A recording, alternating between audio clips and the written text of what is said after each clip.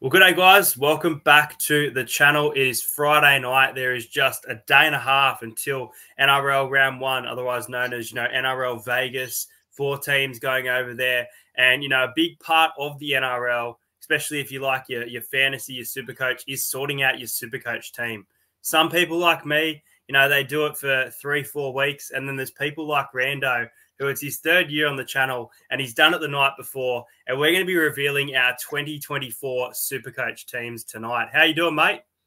Good, mate. I love coming on because you make me do my Supercoach team after I put it off for so long. So I really do appreciate it. And hopefully it's not too rushed. Always got stats behind it. Happy to delve into your team as well, look through the stats and see if I can force any changes. Doubt I will, but see what we can do there.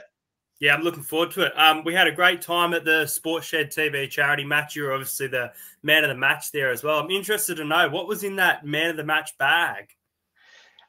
It basically got scourged out. Basically, I gave it to all the fans, but a bunch of game day squad stuff, which was really cool. I kept actually the cooler bag because I need a cooler bag, but water bottles, different little cards there from game day squad, a full package of that, to be honest, which was good. Another cap as well. Just what I needed. So now I got 2 game day squad caps. Yeah, how good. No, it was a fantastic day there, and we hope to be a part of it and go up against each other again, or even potentially team up in 2025. But they all want to join. They all want to join the Mark Hughes Foundation, I hear. You guys see, for me personally, I live, breathe, and die that Ronald McDonald team now that I was part of the inaugural year. And that's why I want to stay there. Get Rando over to our side, and we might just be able to pick up the W, I think. Nah, MHF forever, mate. If Nilso finds out I switch teams, there could be trouble. Yeah. I might need to go into witness protection. Let's get into it. So we'll obviously start off with the hooker and we'll go through to the fullback. For my team, I'm going to have on my screen who that particular player is, which I haven't done before. I've set that up ready to go.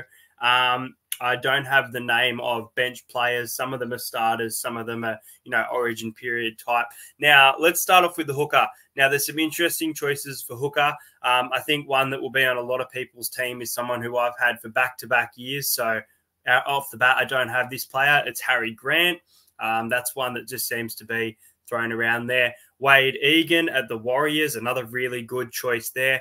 Lachlan Croker had a big year for Manly. So there are plenty of hookers that, have potential throughout the season. I'd say even Api Coruscant for the Tigers, even though I don't think they'll have the best year, just that individual season. There's a team that I have in my top 4 that you've now seen that a lot of people don't have. This is a player who was knocking on the door of an Origin jersey, has to be a big part of this team. And it's from your team, mate. It's Reece Robson from the North Queensland Cowboys. I really do expect a big year from the Cowboys. And I think that their backline, everyone's talking about that Scott Drinkwater, winning the Dally M potentially. But I think Robson's that unsung hero who can, deliver points and average, say, 60 points per game, getting involved in, try assist and just line breaks assist as well. So Reece Robson's my choice. And then on the bench, I picked him up at 560K. On the bench, I've gone with someone who, probably won't start, may not even get game time, but I still think he's a young gun. And it's hard to pick a bench hooker, but I've gone with Peter Mamouzelos from the South Sydney Rabbitohs. If Damien Cook has out-of-form games or even in form and is selected to be part of that Origin team on the bench, then this is a player that probably could come in for some game time. But honestly, if Cook's form continues to be poor, I could see Mamouzelos getting a shot at the NRL this season. Yeah, absolutely. And, Damien Cook's getting a lot older and injury could be an interesting option there. I was surprised that Mamouzelos is named as a reserve for this weekend, but I was surprised that he might not slide into that 14 role and we might see a little interchange. I guess that helps with my pick because when I get to it, I'll let you know. But yeah, definitely a good hooker choice in there. You got the Cowboys hooker, Reece Robson. He keeps consistent all the time. He's also a good starter of the season. He averages about 60 in the first 10 rounds of the year in the last 3 seasons. So it's a nice start to have. Perfect. All right. Who is your hooker for 2024?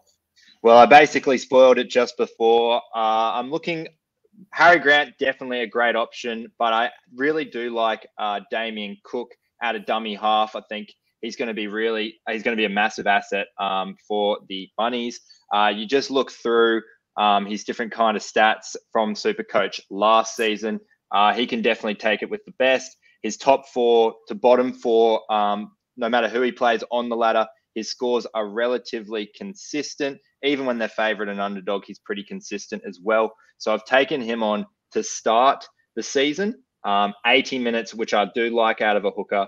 Hopefully he can get some points on. And interesting playing at Allegiant Stadium. The field is going to be much narrower. So I'm expecting a high tackle count first game for Damien Cook against the Seagulls. So be interested to see there how he goes. For my bench, I've actually picked out Carl Lawton here. Now, I've gone pretty hard on my starting 13. So I'm looking for cheapies where I can. Carl Lawton, purely a investment. He is off the bench this weekend. So just waiting for him to break that break even, potentially grow a few coin, get up to 300K. That would be great. And then probably sell him off later on. So definitely an investment for Carl Lawton, but he is named in the team. So I do like that. And he can play second row as well, not just restricted to hooker. Yeah, that's a nice choice there, the bench one especially. What was Damien Cook's price? Damien Cook's at 663K, so he's a second most. And then obviously Carl Lawton at 238K. Just couldn't say no to that. Yeah, fair enough. Let's move into the front row. Now, I've gone for a pick here that someone who I think's been decent, but not amazing, not set the world in fire last year. He's changed club a couple of years ago and he looks much better at that club. I think we saw some great moments of him during the trials, and I think he's that kind of engine room, especially with, this team. Even though they've got a good forward pack, the forward pack seems to be aging as well. And that's why I've gone with Regan Campbell-Gillard from the Parramatta Eels. 518K for him. The only worry is, if he gets suspended, because there are some silly things within his game that really could cost that team. But I think Campbell-Gillard potentially could be the Eels' best player this year. I think he's in for a massive year. And I think Junior Paulo, he has to lift. Otherwise, he's going to be put on that bench. And I think that engine room is going to be run by Campbell-Gillard and probably Woodamoo Greg as well. My other front rower, it's a bit of a left field pick here, but, I think this player has been getting really, really better. He's been getting more and more minutes and he's been consistent. I think he was in the All-Stars game, if I'm not mistaken, as well. Otherwise, definitely the trials. This is a team that I expect to be outside of the top 8 that were great last year, but he's just a consistent front rower. And that is Leo Thompson from the Newcastle Knights. I picked him up at 458K. I think he still is that kind of unknown player within the NRL, but you're starting to see just how good he is, and I think he could be in for a big year in the engine room as well. On the bench, I've gone with Jesse Colquhoun. He's had a couple of games for the Cronulla Sharks, really cheap there at 238K. Could potentially get some game time, especially off the bench. And the other one I've gone with, leaving the Broncos, bit of a gun over at the Titans. Now I've gone with Keenan Palasia in my team bench, who, he could swap to a starting front rower if a team like the Eels or the Knights have a bye for sure. Nice. Do like those options very much. I think there's definitely some opportunity there, especially Palasia. That's going to be a real good buy there. I've heard good things about him coming out of the Broncos. He also had a massive game in that grand final. I think he was on the field for like 27 minutes and he ran for 157 meters against the Panthers in a grand final, which is absolutely absurd. He made 20 tackles on top of that, which is seriously good stats there for your front row. So really do like those choices, and be interesting to see how Regan Campbell-Gillard goes. He's getting on. Does that worry you a bit at that age? Shall worry him? I mean, a little bit, but I think it's more that Junior Paulo kind. I've kind of seen that I have less trust in Junior Paulo, whereas I think, especially from what I've seen, the preseason camps and his fitness, and even the trials, he had a try and a try assist, Regan Campbell-Gillard, against the Titans the other day. So, yeah, I mean, yes, he definitely is getting older. He's getting to the back end of his career, but I still think he's in for a big year this year. Nice. Oop. We've lost Rando there for a moment. Hopefully we get him back. We got you back? Let me know if you can hear me. Can you got me back? Yeah, we've got you. You're back. All temporarily back there.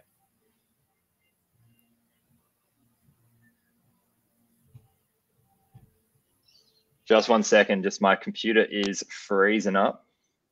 Yeah, no, that's okay. Too sure what's going on here. I'm going to have to delete all these tabs. Sorry. You seem to be going a lot better now as well, internet-wise. It seems to all be working now. Yep, cool, easy. My team's all locked up, but I'll have a crack at it anyway.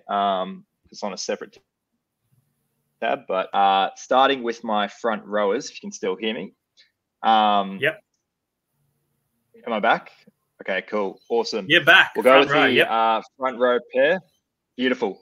I've picked, obviously, you've got to pick this guy, Payne Haas. He is just absolutely unbelievable. Will give you a consistent score regardless if it's day, night, wet, dry. He averages over 70 for absolutely everything, which you love to see in your front rower. So definitely picked him up straight away. Had to put him in my team. Another player who I think's in for a really big season, and he did have some great stats against the Dolphins weekend, was Mitch Barnett. I think he's a nice little cheapie there.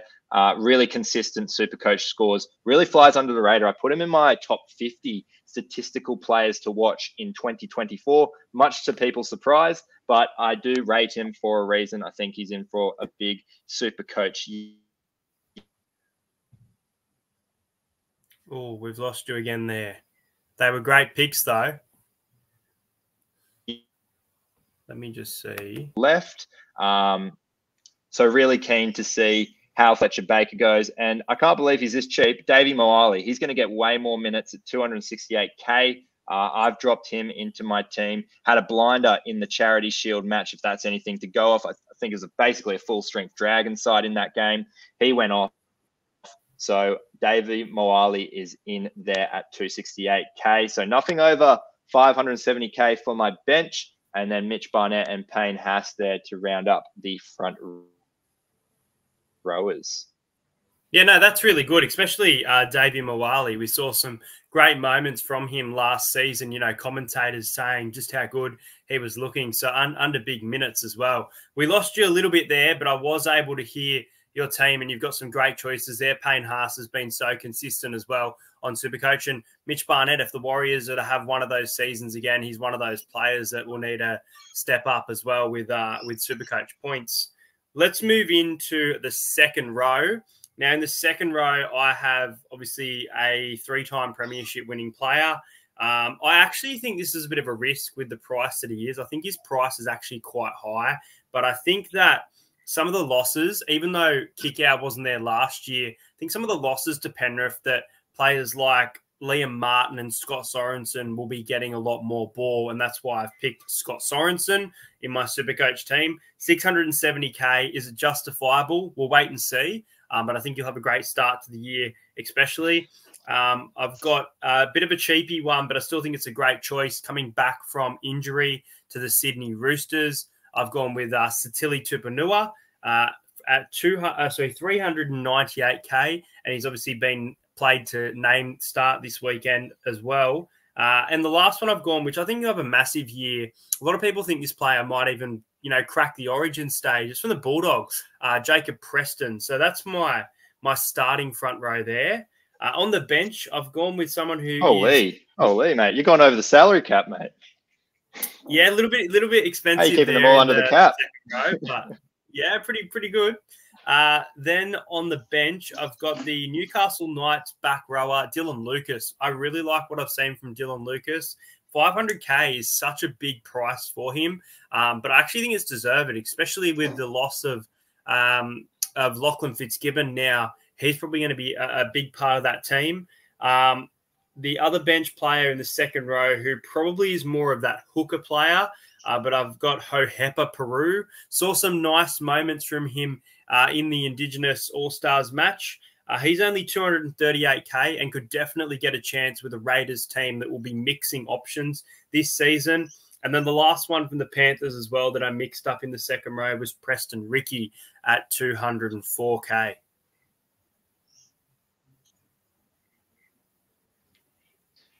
Beauty. Looks good. Looks like a really good pack. As I mentioned, I'm very surprised how you keep that second row starting forwards under the salary cap. Some great finds and some financial management from you, to be honest. Is that probably the most heavy you've gone price-wise?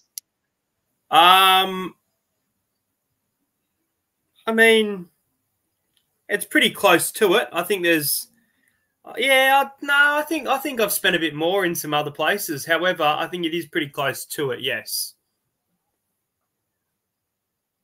Fair enough. Fair enough.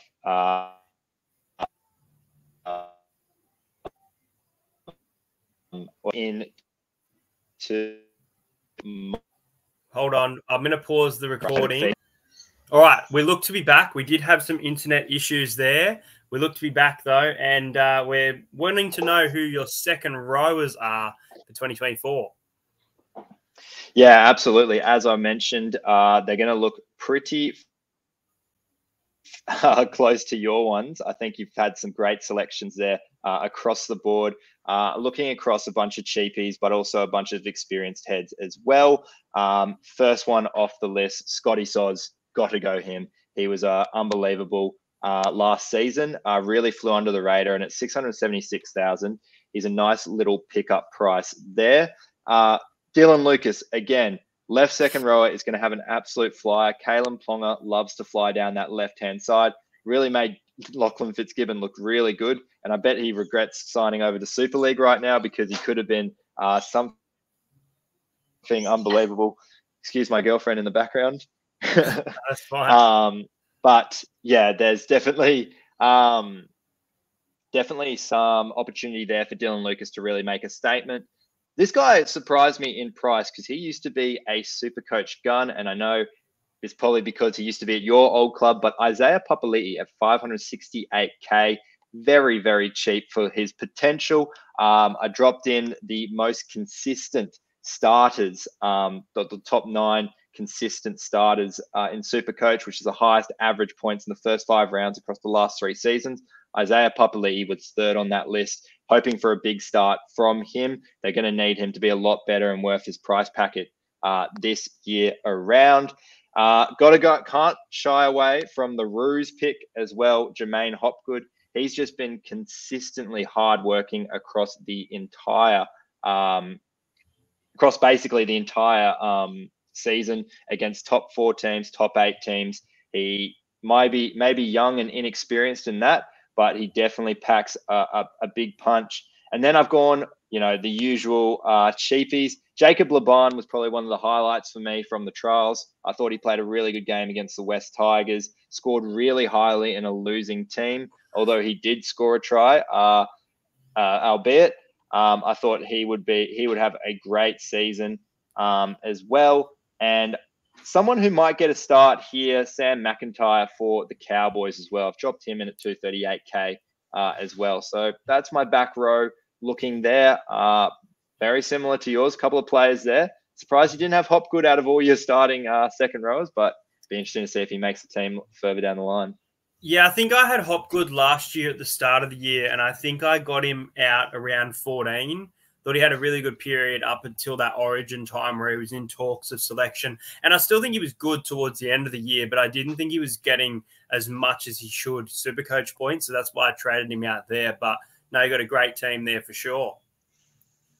Thank you. Cheers. That's all right. Let's move into the halfback now.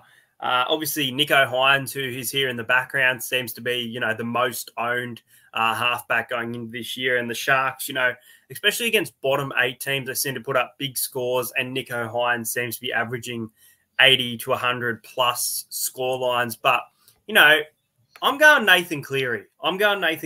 We've seen some great things from Nathan Cleary over the years. If he remains fully fit, he's obviously had a few injury niggles over the last couple of years, which is a little bit of a worry, but there's, 3 premierships to go with that as well. And the Panthers have a very similar team. I think he's going to have great combinations with the back row. I think that's Sorensen, Liam Martin, short ball, Nathan Cleary is going to be very crucial to, try assist, especially. I think a couple of 40-20s in there, a big kicking game. Sometimes probably going to goal kick as well because Stephen Crichton's now gone, potentially. So yeah, my halfback pick is Nathan Cleary. On the bench, I've gone with Jack Cogger. Now, I don't think Jack Cogger will start for the Newcastle Knights for the first couple of rounds, but I think that he deserves at least a bench spot. Maybe even plays hooker for Phoenix Crosland, comes off and Cogger gets an opportunity within the team.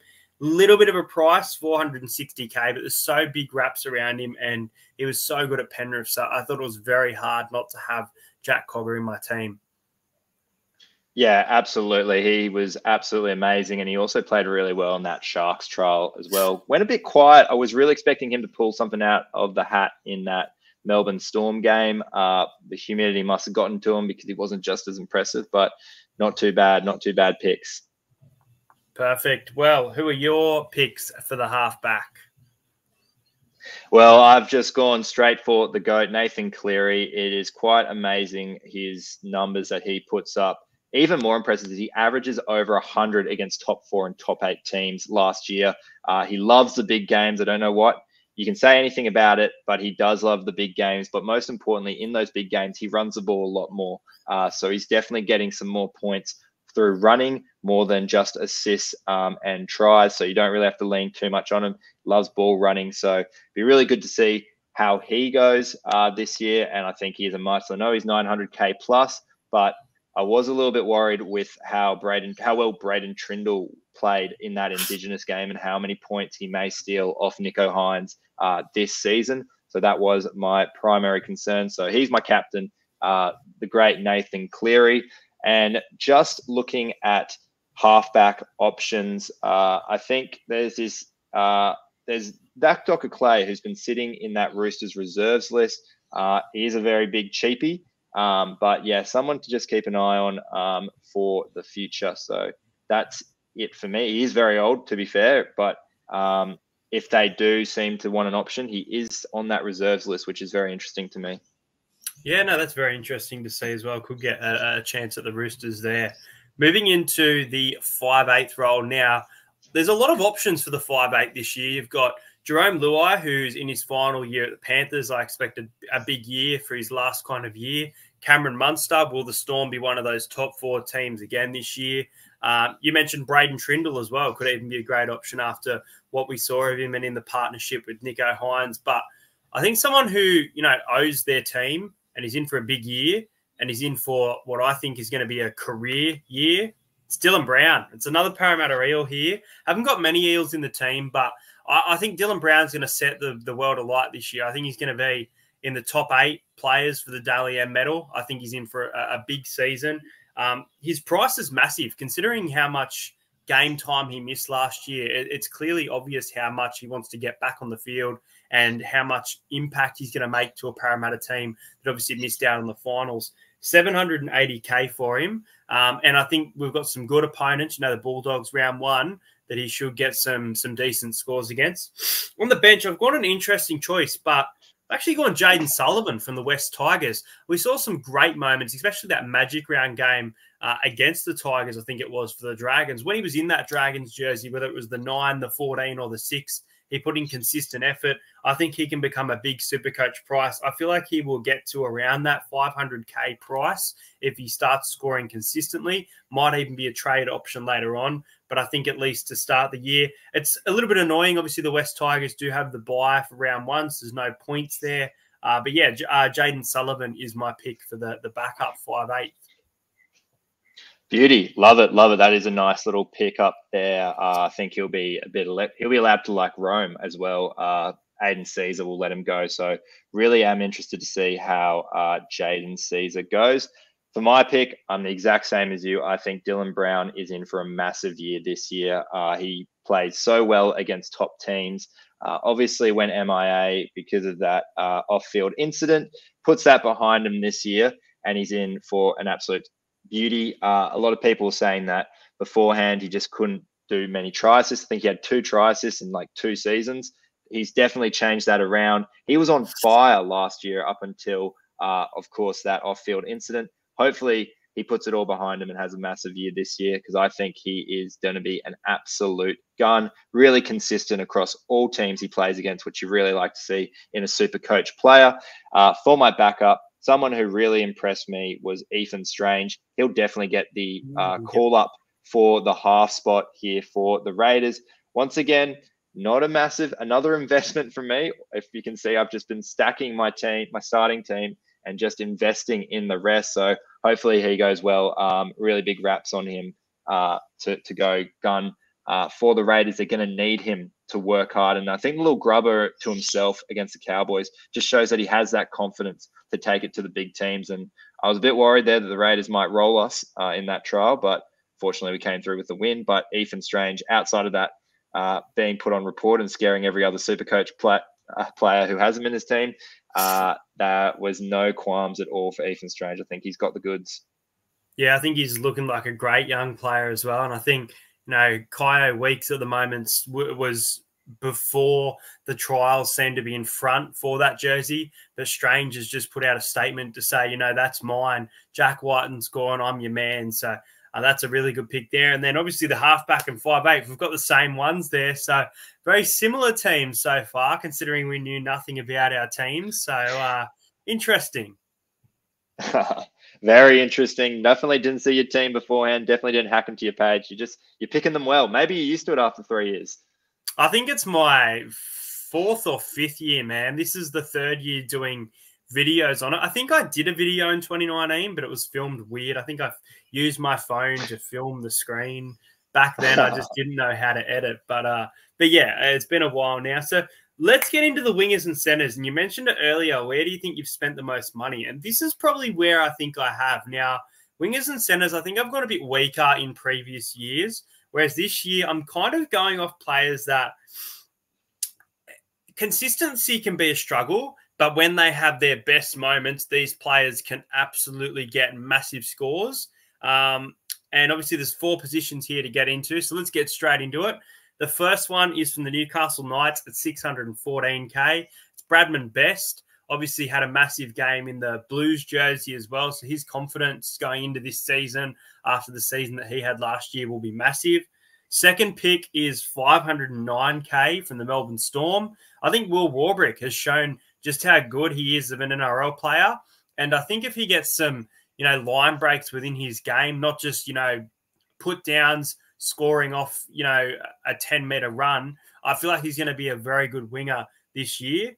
My third pick is someone who returns to the NRL at 539K. I remember when this player was about 700K and was the biggest Supercoach option of 2018, 2019 with James Tedesco. Roger Tuivasa-Sheck. His defense has been so good during the trial. I feel so stupid now for putting the New Zealand Warriors in 13th position because honestly, they look like such a good team. And I'm pretty sure I saw you have them in like 6th or something. A lot of people have them obviously within the top 8, but Roger. And then the Dragons, I've gone with Moses Sully. Moses Sully looked great in the preseason. He can really pop up for some great scores throughout the year. So those are my starters for the wing centres there, a bit of money spent. On the bench is someone who has been named in the team for the Sea Eagles this weekend. It's Ben Trbojevic. Again, we've seen some great things from him over the years, and I think his preseason and trial matches were great as well. Another one from the Canberra Raiders here, James Schiller. Like what I've seen from him in the Raiders, Jared Croker's retirement could potentially force Schiller into the side at some point in the season. So 238K, I think, is a great pickup there. And then the other one, just a cheapie from the Roosters, Alex Young. If there was, the Roosters always seem to have injury, and he's a player that could be, knocking on the door of a spot there. Yeah, love it. Love it. Really good picks. A couple of them I've got myself. So once again, you've done really well. Obviously, not most of them. You've gone really hard at the paint here with the backs just as much as the second rowers. For me, I've taken on, I'll share the ones that you have that are similar to mine. James Schiller, of course, the first one. I think that he's going to have a chance for a starting spot for the Raiders. Whether they chuck Seb Chris at fullback, Rapana on the wings, and then Schiller goes into that centre role. Thought he's been really good defensively as well for the Raiders there, particularly in that back end of the season when they needed him to come out after Rapana was suspended. Ben Trbojevic, got to take him. Great preseason form. Also, if he can stay on the field, he'll be really good. He's locked in that left second row spot, which is a huge win for people who have him as a center option. That dual position coming in, you got to have him against the Bunnies this weekend. Roger, you got to take Roger. Roger, 196 meters last weekend against the Finns, 2 line break assists as well. Just absolutely unbelievable. 8 tackle breaks on top of that. He's going to be hard to mark as a center this year. Then I'm going in for a little bit of some value. I'm taking Jake Averillo with me here. I think him at the Dolphins is going to be an absolute game changer. The Dolphins are right edge focused, so they are definitely going to pile on the points down his edge. It might come to the depreciation of Jermaine Osako, if I'm going to be honest, because Averillo, he loves to hold the ball, take it up himself, score a few tries himself, as well as we've seen at the Bulldogs. I think he'll also get a lot much ball because Matt Burden at the Bulldogs was more of a left side player. They kind of dictated most of their attack down the left side. Averillo didn't get too many opportunities, but when he did shine. So I'm hoping that average shoots up for Jake Averillo. Some more players that are just absolute cheapies and investments from me. Jacob Gagai for this week's game. He's going to be not being a player. I'm going to wait for him for a little bit, but Manly are one of the worst defenders of right wingers, and he should be playing on the right wing. I think they averaged 60 points against Manly last season, all right wingers, which is quite interesting. Hayes Dunster, hopefully he gets a start with Micah Sevo suspended. So huge opportunity for him to go up in price as well for the Parramatta Eels. They got the Bulldogs first up as well. So that's a great matchup. I know the Bulldogs have had massive changes to their intel, but it would be very interesting to see how he goes. And of course, the last player who really shone for me, mainly in the first trial rather than the second one, but Dave Armstrong. He was really good for the Knights and will get an opportunity, I think, to secure a wing spot. He won't get it probably first week. I think Anari Tuala will get the first shot at it, but when he is available, he's sitting there in my team. Definitely a great team there. Lots to like about it. Jake Averillo going to a new team at the Dolphins, trying to steer the ship there. Him and Hammer, I think, will have big years as well. RTS, we've both got him. We've both noticed that defense as well. And really, for the price he's at, it's pretty fair. Obviously, coming back to the NRL after a while, people will probably say he deserves to be a lower price, but definitely some great options there. And I think we've both spent quite a bit as well. Yeah, absolutely. I mean, mine are very low. I think I've got how many got? 5 players under 300K in that back line. So hopefully some cheapies that are going to pull up for me. It's a bit of a Dolphins move here. I've gone first season with not many known outside backs or former names. So hopefully it all works out for me. Well, the last position of the video is obviously the fullback position, and you've got players like James Tedesco who could have, a breakout year, bounce back from all the criticism. You've got Latrell Mitchell from the South Sydney Rabbitohs, who I thought of an option, especially that round 1 clash against Manly. You got Tom Trbojevic at a big price, but if he's fully fit, he's hard to stop. But I think I might have had him last year as well at some point, but I'm going Reece Walsh. And especially this whole Vegas scenario, I think Reece Walsh is going to want to show Americans just how good he is. And I think the first couple rounds, especially against Penrith, Reece Walsh was a little bit quieter in the back half of that grand final. And I think going to Penrith I think it's round 3 for that grand final rematch is where he's going to try and put up a big score as well. So, yeah, Reece Walsh, I'm captaining him over there in Vegas this week. And then one that you mentioned probably should be in that wing centre if Reece Walsh is the Maroons fullback. I'm a bit stuck for points there. But Dave Armstrong from the Newcastle Knights, I love what I saw from him in that trial game. I think it was against the Sharks. Thought he was massive. And as you said, off the wing, very, very involved in that game. So, yeah, I've got Walsh starting. And at the moment, I've gone Dave Armstrong. If Armstrong doesn't get a spot by round 4, I think I will trade him out for someone who can probably get a chance at fullback throughout the year. Otherwise, I will be a bit stuck during Origin with Nathan Cleary and Reece Walsh being in my team. Yeah, fair enough. Some good picks there. Reece Walsh, he's been real hot. 30 tries, just 22 line breaks as well last season. So really do like him to cover that up. And Davey Armstrong in my team, can't say a bad word about him either. For me, this is where I've probably spent most of my money, the fullbacks, because 8 of the top 7 most conceded points, so by team, was the fullback. So you got to have a fullback in there. They're big point scorers, so I've really doubled down on my fullbacks. At starting fullback, I'm taking my boy from the Cowboys, Scotty Drink. He is going to be unbelievable this season. 3 try assists last week against the Raiders. Didn't have too much in attack and flair for himself, but was still putting on 3 try assists. What's that? I think it's about 10 points in Supercoach, so 30 points straight off the hammer there. He's going to be their go-to for attacking prowess, especially on the right side. Those balls he was throwing over to Carl Felt were absolutely mint. And the other player that I'm going for, Will Kennedy. I think he's flying under the radar. I think only picked by 1% of super coaches. He's in for a really good start to the season. They've got some really easy games to kick off here, the Cronulla Sharks.